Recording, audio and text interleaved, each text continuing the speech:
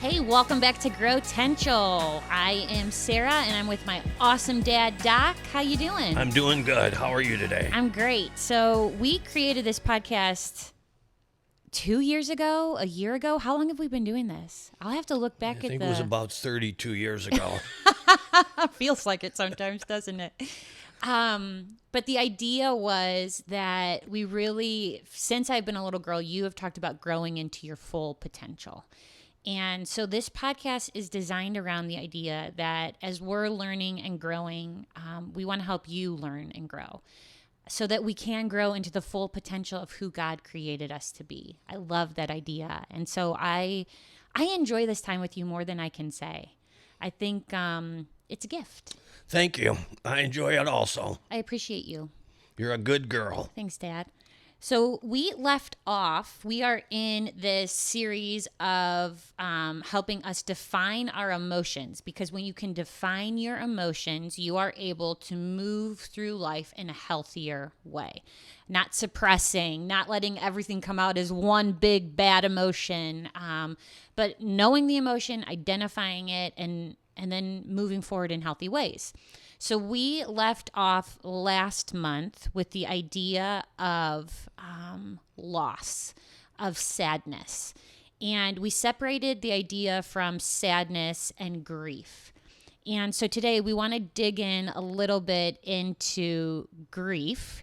And it is the Christmas season when this will be airing. So I think it can be a helpful tool because grief seems to poke its head around the holidays when you're really missing the people that you've lost.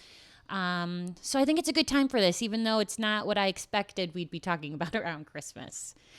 I would love to know who is somebody that you lost that maybe was the most influential person in your life, or that grief hit hard when you lost that person? Well, I would say it was probably my mentor, Dr. Douglas. He died in his mid-60s, and he was very influential in my life. And I did his funeral, and made me very sad. Yeah. How do you do the funeral of someone that means so much to you? How did you get through that one? Well, you've heard my saying, we cry strong. Yeah. Yeah, I'm a crier. If we have to cry, we cry strong. Mm-hmm.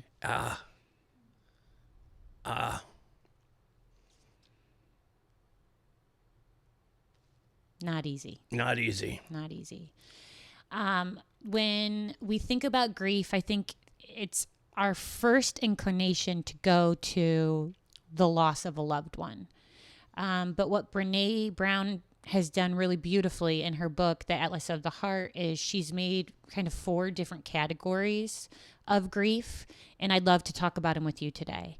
Would you give us that first definition of her grief, idea of grief?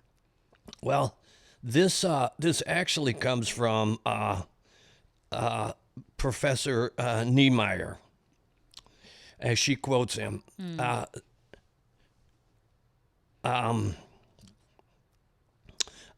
Grief is a central process. Let me start that over again. A central process in grieving is the attempt to, here's the 2 important words, to reaffirm or reconstruct a world of meaning that has been challenged by loss. So the grief process is a process whereby I reaffirm or I reconstruct my life after I've lost something that I hold very dear. Mm-hmm. In this same chapter, she talks about this idea of like pervasiveness, that there are things that touch every piece of your life. And so there is this idea in grief that, let's say it is the idea of someone you lost. It it reshapes your entire life. It touches everything. And like when you lost Dr. Douglas, how did you reshape your life? What did that do for you? Well, I ask questions so poorly. the person, you do just fine. You do just fine. All right. The biggest change was he was my mentor. I mean, I could call him up and I could say, all right, I'm facing this challenge. Yeah. Or I'm not sure how to deal with this. Or I can't, I'm trying to learn this. Do you have any suggestions? And I also lost someone I trusted. So he had my permission to say anything he wanted to me. I mean, he had my, and he would say, look, you got to be more gentle, or stop being a Yankee. What did that mean? Well, he was from Texas, and Yankees are more blunt than he was used to. Gotcha. So how did you cope with that, Dad? How did you experience that grief then? How old were you when that happened? 30, Young. yeah, Young. too young, that's for Gosh, sure. Yeah, that's sad. I still have his picture on my desk at my church office. It gives me a stomach ache every time because when I was a little girl, do you remember this story that I'm about to tell you? No. It legitimately gives me a stomach ache. When I was a little girl, you had a little wallet-sized picture of him. Is this the picture you're referring to? Yeah. Okay. Oh, Jesus. You had a pen sitting next to it. I must have been 7 or 8 years old. We were at our house in Old Brooklyn. And I took that pen and I wanted to see how that pen wrote. It looked so beautiful and so smooth. And I just had to open it and make a line. And I drew on your picture of Dr. Douglas. If you see that little picture to this day, there will be a line from that pen. Yeah, you should have not ratted yourself out. What a jerk. Every time we talk about Dr. Douglas, I actually feel that in the pit of my stomach as an adult woman. I apologize. No problem. I apologize. As we talk about this sad story again, I find a way to make it about me. It's truly a gift, Okay. Well, I'd rather laugh about it than cry about it. Okay, so you had to find new mentors. You had to find new ways of existing. I mean, you are my mentor, so I know that feeling. I know that feeling of I can call you for absolutely anything, and it is like a safety net of trust, a safety net of my dad will know how to handle this. And so I can feel it viscerally when you say that. So for people that have experienced this loss and it's touched everything in your life, it's almost like you have to rebuild. And I'd love to kind of let that shape this podcast of how do you rebuild? Okay, what are her 4 definitions there? All right, so grief comes in all kinds of packages. Yes. It's not just the loss of a loved one so this kind of helps us think about it in a broader way. So I want to explain, I'm in the learning process too. Yeah. I'm reading this book to learn. Right. So we're sharing what we're learning. Yeah, we're not Brene Brown. We're not the expert. Yeah. No. So as we learned from her, that's what we're sharing. Yeah. And we're letting her guide our thoughts, but we're applying it to our own world. Right. So it starts with this idea of acute grief. That's what you feel in the moment of the loss. And Sarah, you said something I want to emphasize again. Okay, grief isn't just about losing somebody I love. It's I can also grieve over the loss of other things. I can grieve over. I've seen people have acute grief in a divorce. Yeah. I've seen people have acute grief over families that have not divorced, but they have not lived up to their promises. Yeah. Okay, so acute grief is what we feel in the moment of the loss. It's like the impact. Yes. Yeah. And it can be disorienting. It can it reveals itself in different people in different ways. People process grief differently. Yeah. So maybe somebody in acute grief, they're just stunned to silence. Yeah. Maybe another person in acute grief, they just can't stop crying. Maybe another person in acute grief, they feel the need to just be active, just keep doing something. Yeah. So the acute grief is what we feel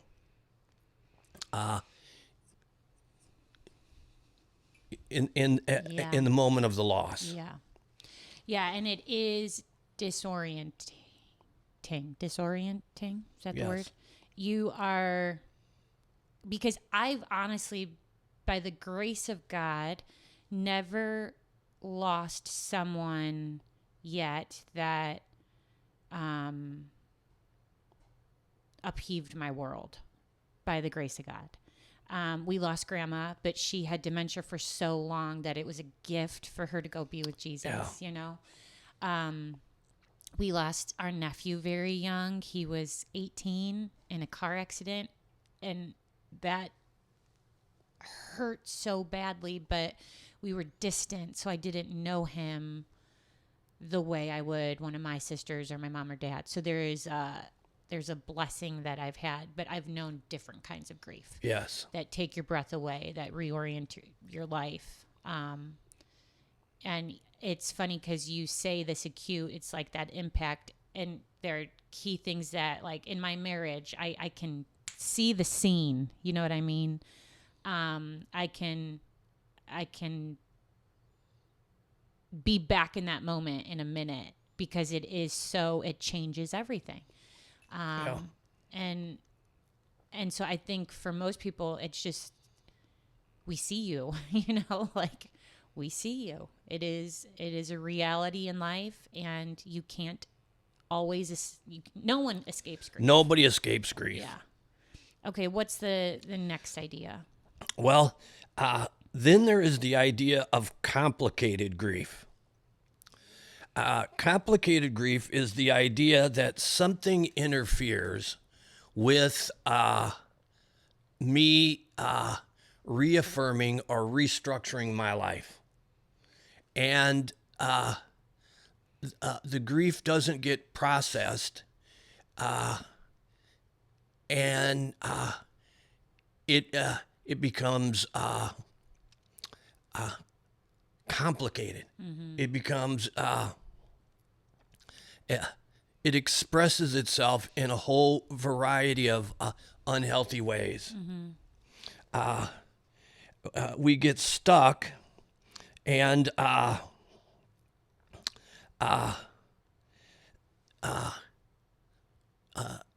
we sometimes it's this idea that I'm sure the person I love is not dead, and they'll be home tomorrow. You wake up and you forget, and it hits you all over. Yeah. I hear that. Yeah. Yeah. So complicated grief is what we want to avoid. We want to have a healthy process of affirming and reconstructing so that the grief doesn't come to define us. We define the grief does not define us. I like this quote. It says, when we deny our stories, they define us. When we own our stories, we get to write the ending. And I think sometimes grief can shape your story. Yeah. But this is the reconstructing of, it is part of my story, and I will not deny it, and it might have reshaped my life, but it doesn't define the ending. Yeah. Okay, good. What do you got next? Then the next one is probably the hardest.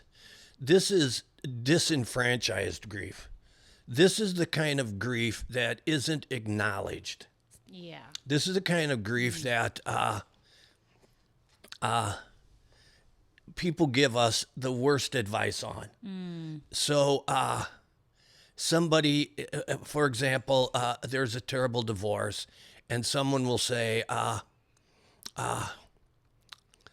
you're lucky to be in a new period of your life. So what's happening is the grief is not being acknowledged. Yeah. We talked about this too with the idea of miscarriages. Yeah. It's the loss of something that you so hoped for. It's the loss of something that you often keep private. Yeah. And so no one knows the pain you're carrying. And it can be so overlooked. Yeah. Yeah. And I think so many of us can relate to that feeling of grief. Right. So in disenfranchised grief, there's no reaffirming and no reconstructing either, because it is it's marginalized. People give us bad advice like it could be worse. Do you know what I mean? Well, and then you tell yourself that, and then Yeah. you believe the crappy advice, and then Yeah. you're now shoving emotions down and trying to put the mask on, Right. which is the opposite of what we're trying to do Yeah. as we learn to label the emotions. Okay, I love the last definition that we're going to do because I think it helps us begin to shape every ounce of grief that we're feeling. So if it is the loss of a loved one, if it's a divorce, if it's the loss of a dream or a company or a baby, this is how we start to shape things. And what's it called? Integrated? It's called integrated grief. Okay. And this is what we're striving for, where we acknowledge the grief, we acknowledge the loss, we acknowledge the yearning that goes with all of that, but we integrated it into a healthy life. Yeah. It becomes part of my life story. I'm able to integrate this into what the kind of life I have lived and how I have lived it. Yeah. We're not denying it. Yeah. We're not suppressing it, but we're integrating it into this is a normal human life. Yeah. In every normal human life, there is grief. The cost of love. Yes. It is the cost of love. Mom was just saying, like, when you experience that grief, it never fully goes away. No. You just learn to live with it. And that's what this integration process looks like. When you think about how, like, faith in God and trust in God in the Bible, it's inescapable that, you know, good things happen to good people, bad things happen to bad people. That's not the Bible at all. No. At all. And in fact, it's a lot of times the exact opposite. All our heroes, all the people we look to, all the stories they have experienced loss and suffering, and it is part of the human condition in God's world. And when you think about that, Dad, how does that start to shape or help you integrate grief? I believe that Christ is the prototype. He is the example.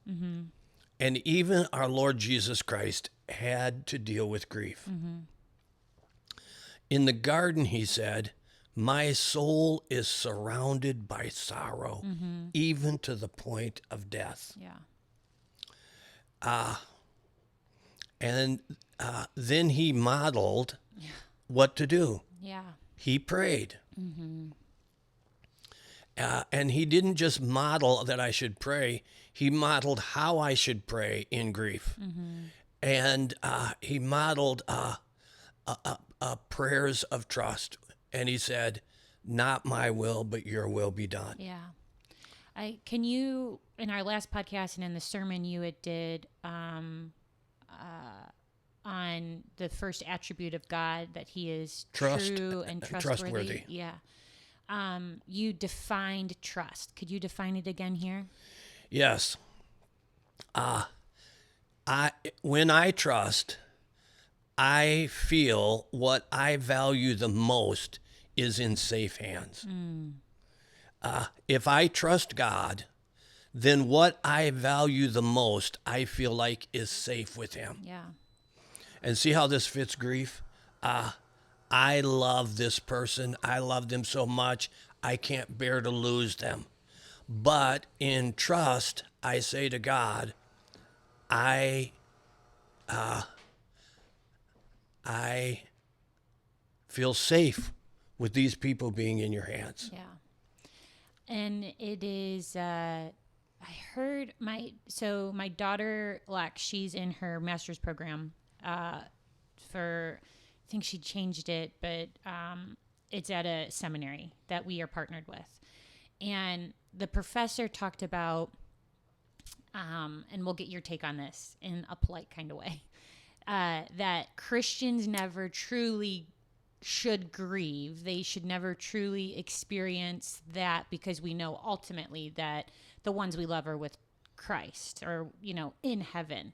And I'm sure he has a lot more to say about that, and I might be taking it out of context. But the idea that there is that reality of, I do trust that that is real, but there's also the reality of a great loss in our life, a sadness that we don't get to see that person while we're still here, or, a grief of, what could have been. So what's your take on? Yeah, Paul didn't say, don't grieve. He said, we don't grieve the way the pagans grieve. Okay. We don't grieve in hopelessness. But he didn't say, don't grieve. Yeah. Grief is a natural human emotion. Yeah.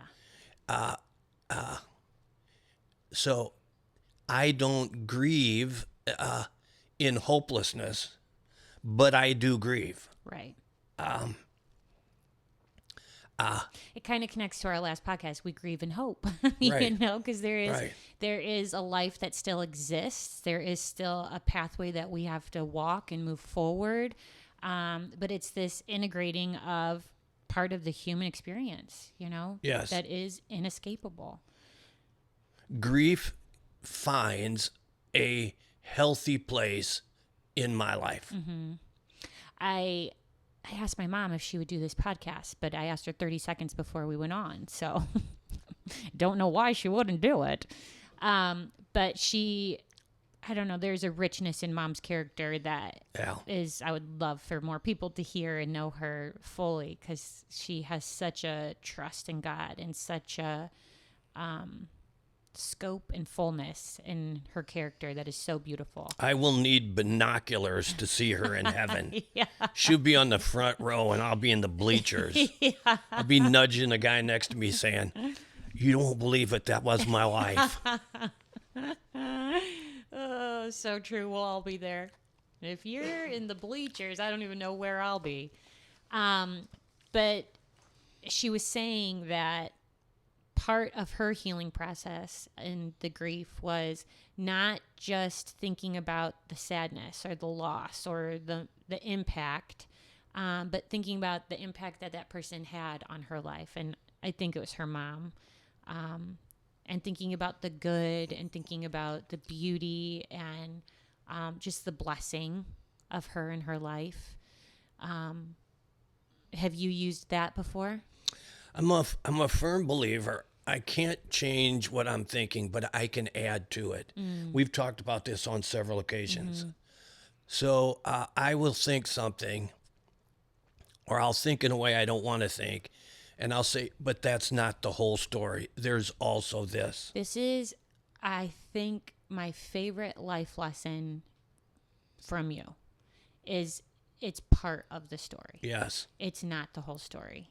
And you do it so eloquently with our sin and our ugliness, where I want to make it all who I am.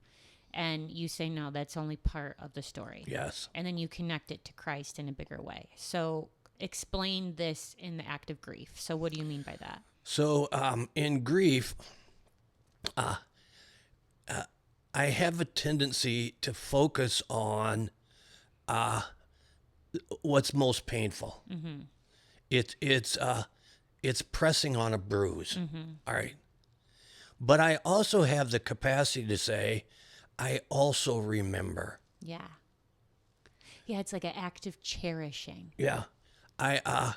So I remember the day I got the call that Doc died. And that can leave me feeling pretty hollow.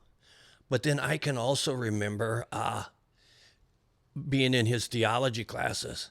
I can also remember riding in his car to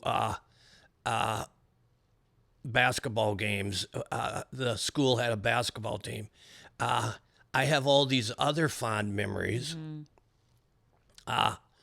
So I can connect these other fond memories with the unpleasant memory. Yeah.